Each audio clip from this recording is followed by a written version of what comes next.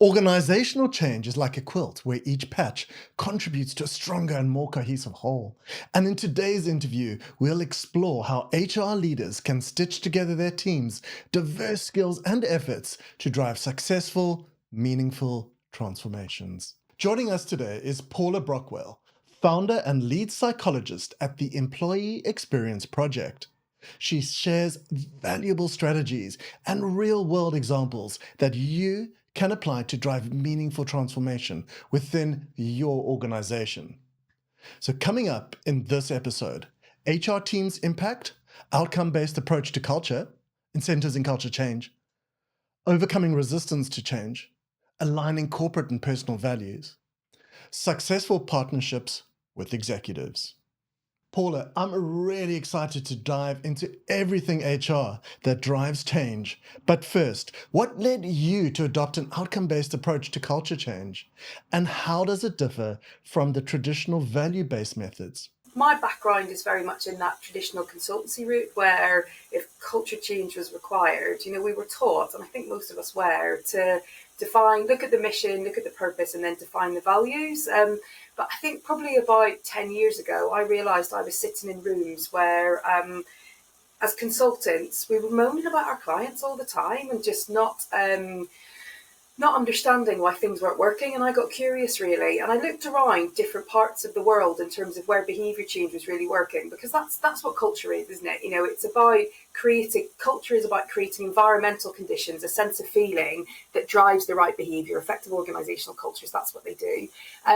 So I had a look at kind of this idea of what we're trying to do in culture change. Actually, we're trying to shift behaviours.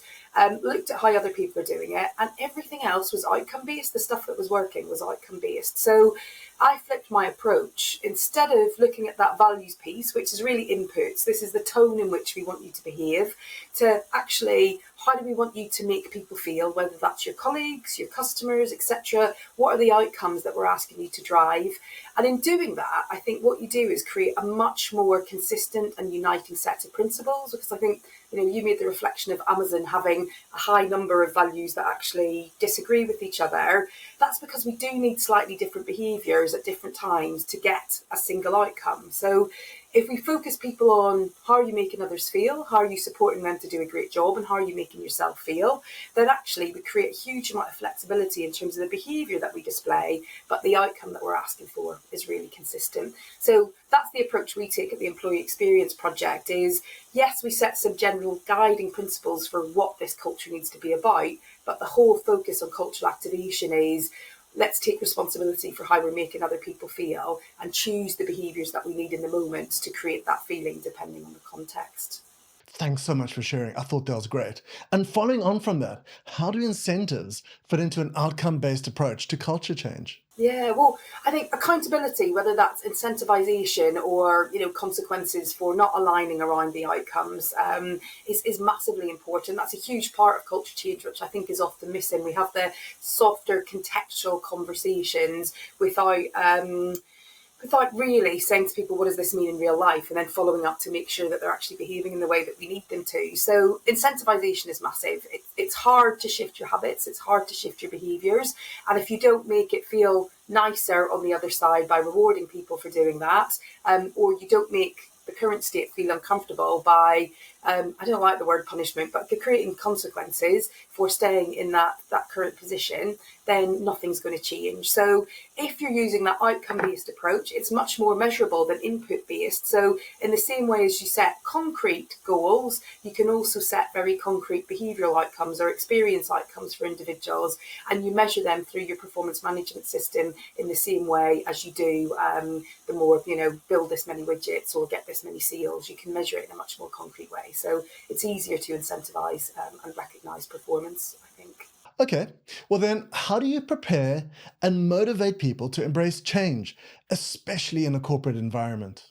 Yeah, well, for me, readiness to change isn't something that we focus on enough, really. I think in a lot of culture change interventions, we go straight to capability build. So we think that the gap is that people don't know what they need to do or they haven't got the tools. So we immediately do leadership development training, launch toolkits, etc., to try and train the right behaviours into people. But we forget about the early stages of this around, do people have the awareness of the need to change? Do they understand it? Can they see how it fits into their day to day? So do they see culture as this thing that happens over here, or do they understand how it links to their operational goals and priorities is massively important.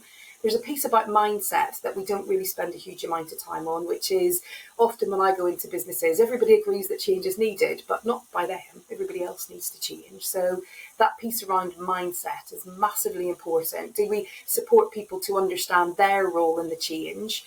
But I think the other piece that really influences it is this bit around opportunity to change. So if we don't think about the fact that culture is this interlocking system where current behaviours, habits, beliefs, all our systems and processes are crashing together to make the behaviour and the culture that we've got a kind of predictable outcome, if we assume it's just something that sits separately from the behaviour, then we'd only try and influence tiny bits of the system.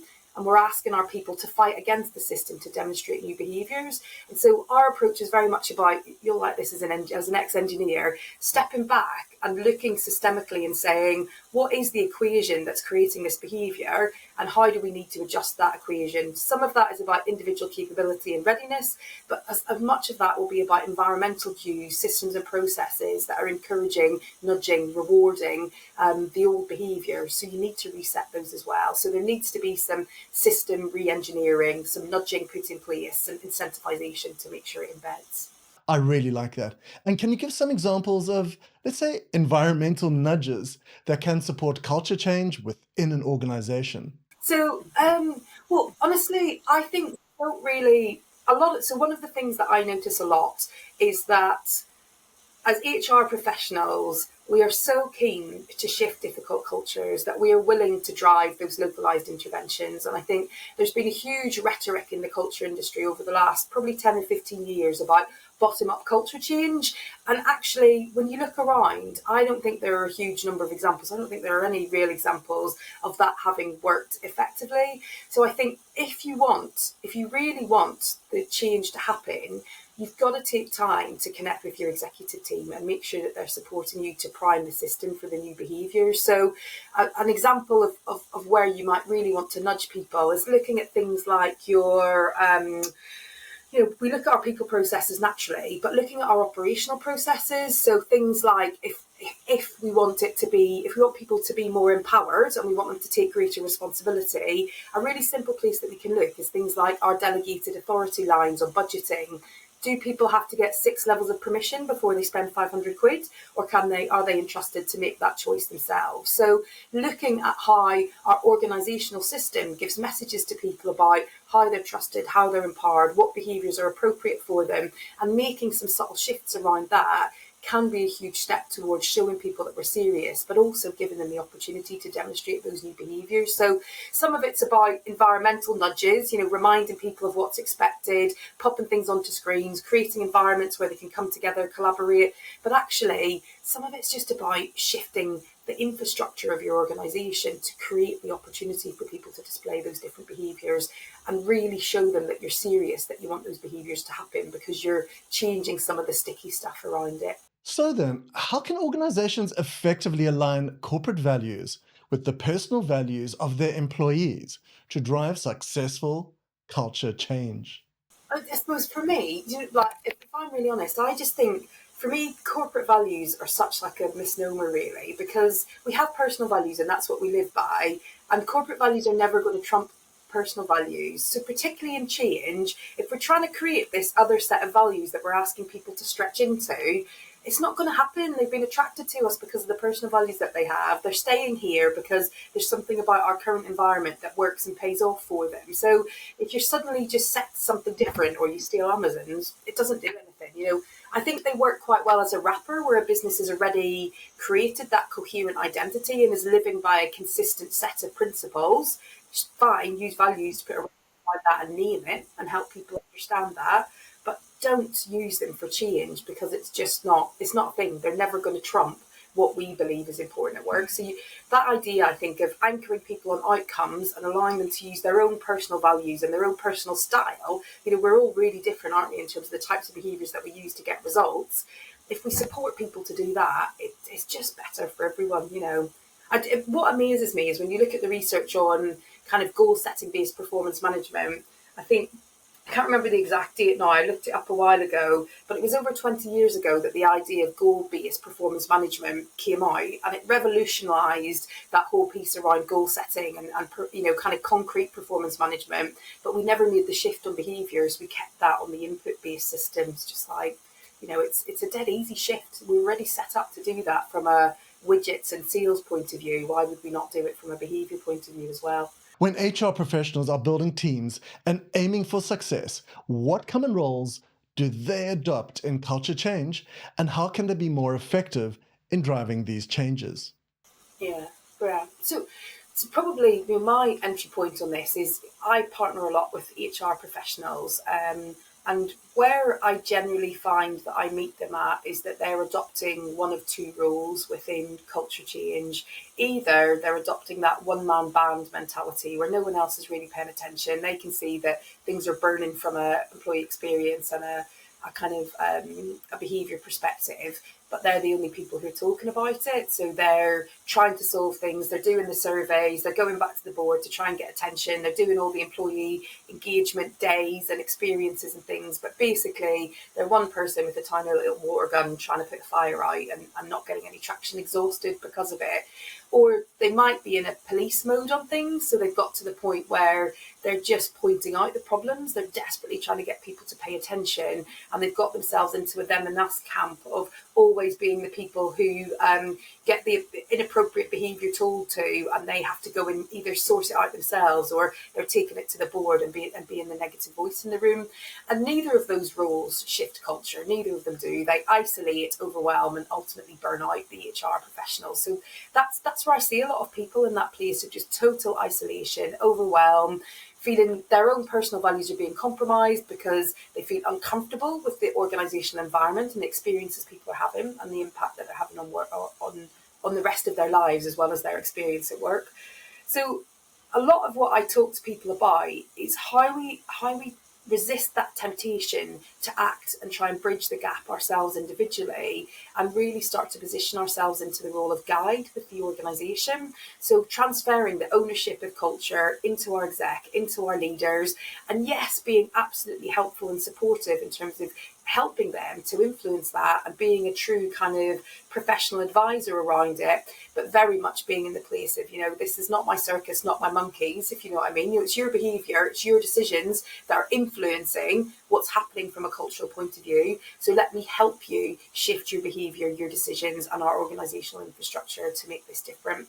So positioning ourselves more as a resource and a guide than a doer, I think, is important, because the golden standard is, as HR, we are the conductors of the orchestra. Everybody is playing the instruments that they need to. They're doing that well. We're supporting them. We're helping them build capability to do that.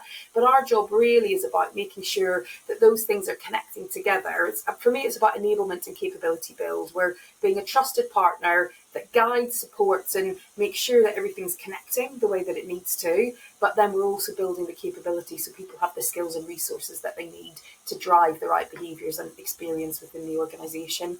So the first step for me is always about, what role am I playing? I feel like I'm being helpful in the moment, but am I actually enabling this limping ship to kind of wobble along accidentally because I'm playing that role of one-man band or police, which actually doesn't move anything forward. You get trapped in a cycle. Where have you seen the most success in driving culture change, and how can HR leaders create partnerships with executive teams to drive success and overcome resistance?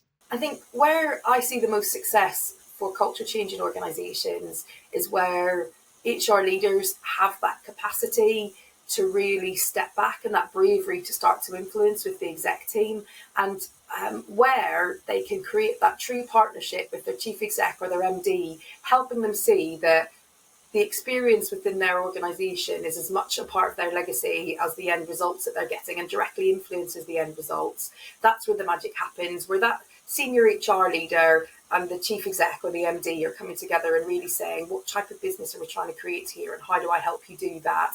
That's where the magic happens. So I think people often get a little bit frustrated with me when they come on our course and things like that, where I'll be saying to them, where's the exec? You're doing all these fantastic things, that's great, but have you got that most senior person? Because they ultimately are the people who set the standards, set the tone, and also ultimately they are the people who set the tone for accountability around this. So they are the linchpin in terms of changing the culture. How they want behaviour to be in their organisation is how it will be, or how they behave is how it will be. Perhaps the tone they set is how it will be. So you've got to really engage and influence them. And when you do, it changes really quickly, really quickly. Exactly that. And I think it's challenging because that I talk about this idea of readying a plane to take off. So a lot of people focus on the plane in flight, just look at the change. And actually, if you do the work on readying the runway and giving the plane time to gather speed, etc., it's much more likely that it'll take off and kind of fly more successfully. So more time spent on that piece around the run-up, that building that sense of readiness, that spending time with your chief executive, with your exec, to really understand the business needs and what behaviours the business needs to succeed, and helping them connect behaviour to practical outcomes. Then if they click with that, then actually all of the other stuff isn't that difficult to do. You're tweaking some systems and processes, you're setting some new standards, but a few recontracting conversations and consistently aligning and holding people account to that new contract in terms of behaviour and approach, people flip really quite quickly. For me, all the resistance comes from not giving people the opportunity to change, saying you want something, but putting them in an old system that's encouraging the old behaviours. That's why change is so hard. If we're just saying we want to change, but we don't do anything to enable the change, really, then nobody moves. If we adapt the system, people come with you. How can organizations measure and incentivize behavioral outcomes effectively? So in terms of culture definition, so one of the things I notice a lot is that whenever people often start at the point of culture audit, which really is about understanding what is it that everybody hates about our current culture. And if we know anything about behaviour change, we know that shame-based, fixed-based mentality does not do anything. It doesn't motivate people at all. And also, it doesn't actually make the culture fit for the future. It's really quite unimaginative. What we end up with is this cultural definition, which is just like, well, let's just have it exactly as we are now. But if people could just be a bit more accountable, or if they could just moan a bit less about all the great benefits that they've got, or if they could just be a bit more proactive. So all we're doing is talking about these tiny eeks of things that are individual bugbears that could actually be personal preference focused. In defining ideal culture, you've got to ask yourself two questions if you want it to be truly future-proofed. One is, what behaviour do we need from people to deliver our next strategic goal? So if we're planning for the next 5 years, specifically what behaviour do we need in order to deliver on those goals? And the other question that we need to ask ourselves is, what behaviour do we need to make it easy for people to do that? So thinking not just about business needs, critically important and not something we always think about. Align the ideal behaviours to the strategic goals, but then also align the colleague experience to what behaviours you actually need from a core performance point of view. So in asking those two questions, we're bursting through all of that context of where are we at the moment, what's annoying us at the moment, into a world of, well, who do we want to be in order to deliver our concrete strategy and our goals for moving forward. So in defining your ideal culture, we've got to stop using predefined off-the-shelf models that just say, oh yeah, maybe we do need to be a bit more empowering, or maybe we need to be less authoritative, which is all very conceptual, and align it much more to what behaviours do we need to sell more widgets or make whatever happen. And in doing that, we're much more likely to capture our exec because, oh, this is aligned to what we actually need to deliver and what we're incentivised on and held accountable for. But also, it's much more robust, future-led and build-based, which people can get excited about because they can see why it's important in the context of the goals and strategy that they're being talked to about. Now, as we wrap up today, one last question I have is, how have you seen HR teams improve when they start applying your methodologies and your teachings? So I think the benefit to HR teams that I've seen working with them through this type of approach is two things really. One is a bit, if I'm honest, a bit of a rebellion or a revolution around what's our role and what's our value, and helping people to move out of that service provision, just trying to plug the gaps mindset into a place of, you know what, I'm an expert advisor around this, and there are things that I can add value on, but I can't do this by myself. And I think I really see that shift in mindset in the groups that I work with, from I've got to figure all this out and solve these problems, to this is not my, this is not my problem to individually solve. My role is to help other people to make this better. And that's a huge game changer for people. I think the other thing that I see is that definition of ideal culture and alignment to the executive through that process of defining that more business-centric sense of ideal experience and critical behaviours gives their people strategy much more focus and sense, and it allows them to retool that towards something that feels really aligned to the business goals and the business strategy. So rather than it sitting as this thing that we do that's nice about people, it really helps them to have that conversation around how does this link to the business goals and priorities moving forward. So those two things in partnership are huge kind of super fuels, I guess, in terms of creating that sense of credibility, connection, and ability to really align with the business rather than feeling like they're floating outside it and trying to nudge and protect things as they go. Just as the beauty of a quilt lies in the harmony of its patches, the success of organizational change depends on the seamless collaboration and dedication of its people. And you can follow Paula Brockwell on LinkedIn for more insights on culture transformation. And if you're eager to learn more about effective HR strategies, don't miss our awesome episode with Joanna Taylor on building successful HR teams. Until then, from me, Ross Webb, bye for now.